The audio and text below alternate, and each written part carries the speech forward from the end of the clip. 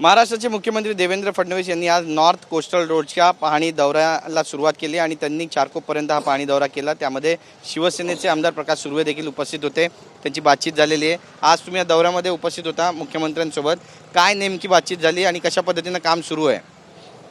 Coastal road होणं फार महत्त्वाचं आहे, कारण तुम्ही बघत असाल आजकाल जो आपला याचा रोड आहे हायवे, त्याला प्रचंड ट्रॅफिक असते।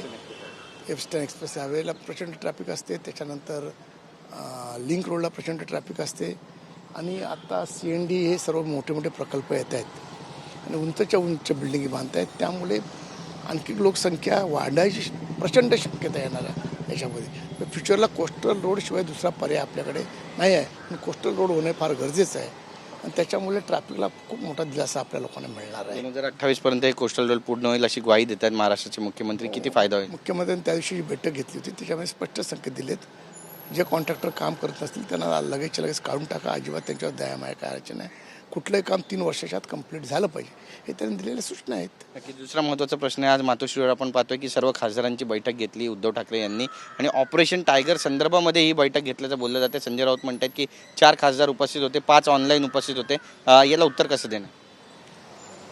असं आहे, माननीय मुख्य नेते आमचे एकनाथ शिंदे साहेबांनी ऑलरेडी हे सर्व स्पष्टीकरण दिलेलं आहे, त्यामुळे सारखा तेच एकनाथ शिंदे साहेबांच्याबद्दल बोलणं चुकीचं आहे।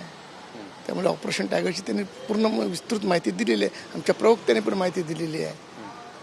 नक्कीच, पण कुठेतरी खासदार जातील शिवसेनेमध्ये, एकनाथ शिंदे यांच्या कामाला पसंती देऊन ते त्यांच्यासोबत जातील अशी चर्चा गेल्या काही दिवसांपासून आहे, हे किती सत्य आहे?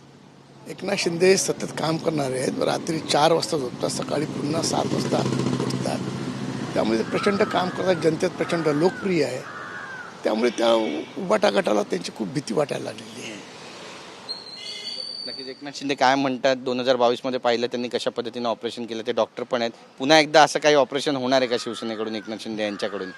त्यांनी स्पष्ट संकेत दिलेले आहेत तसे एकनाथ शिंदे साहेबांनी, त्यामुळे उगाच आपलं त्यांना सारखं बोलणं किंवा त्यांच्यावर टीका करणं हे चुकीचं आहे। तुम्ही तुमचा पक्ष सांभाळा ना, तुमचे खासदार का निघून जातात तुमच्यापासून, तुमचे आमदार तुमच्यापासून का निघून जातात, ह्याचं मला वाटतं तुम्ही आत्मपरीक्षण केलं पाहिजे दुसऱ्यानं बोलण्यापेक्षा। धन्यवाद आमची बातचीत केल्याबद्दल। कॅमेरा पर्सन योगेश कदमचा, गिरीश गायकवाड, TV9 मराठी, मुंबई।